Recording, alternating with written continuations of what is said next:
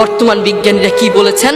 বর্তমান বিজ্ঞানীরা বলেন একজন সুস্থ মানুষকে, একজন জীবন্ত মানুষের হাত পা ধরে ভেঙে দিলে একজন জীবন্ত মানুষ যতটুকু কষ্ট পায়, একজন মা তার চেয়েও বেশি কষ্ট পায় তার সন্তানকে জন্ম দেওয়ার সময়। আল্লাহু আকবার। এরপরেও কেন আমাদের মায়ের প্রতি ভালোবাসা নেই? কেন আমাদের মায়ের প্রতি ভালোবাসা নেই? একদিন আব্দুল্লাহ ইবনে ওমর রাদিয়াল্লাহু তাআলা আনহু কাবার পাশে দাঁড়িয়েছিলেন। তিনি দেখলেন একজন যুবক তার মাকে কাঁধে করে করে তাওয়াফ করাচ্ছে। আব্দুল্লাহ ইবনে ওমর রাদিয়াল্লাহু তাআলা আনহু তার দিকে তাকিয়ে থাকলেন।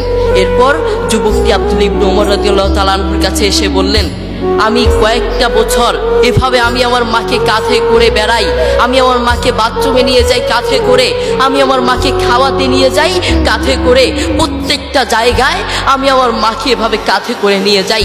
আপনি বলুন, আপনার কাছে আমার প্রশ্ন, আমি কি আমার মায়ের হক আদায় করতে পেরেছি? আমি কি আমার মায়ের হক আদায় করতে পেরেছি? আব্দুল্লাহ ইবনে ওমর রাদিয়াল্লাহু তাআলা আনহু কি বললেন জানেন? তোমার মা তোমাকে জন্ম দেওয়ার সময় কয়েক হাজার কষ্টের নিঃশ্বাস ছেড়েছে।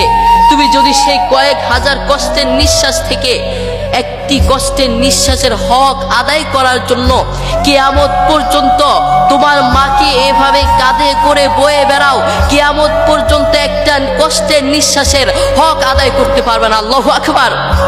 দেখেছেন মা আমাদের জন্য কত কষ্ট করেছেন। নিজের জীবনের চেয়ে তার সন্তানেরকে ভালোবাসেন। অন্য কারো দিকে না তাকালেও নিজের সন্তানের দিকে তাকান। তবুও বহু কুলাঙ্গার সন্তান তার মাকে ঘর থেকে বের করে দেয়।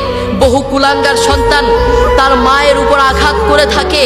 আরে আমি তো আমার পক্ষ থেকে বলতে চাই, যারা তার মাকে ঘর থেকে বের করে, যে অযোগ্য সন্তান, যেই নাফরমান সন্তান, যেই কুলাঙ্গার সন্তান তার মাকে ঘর থেকে বের করে, ওটা সন্তান হতে পারে না।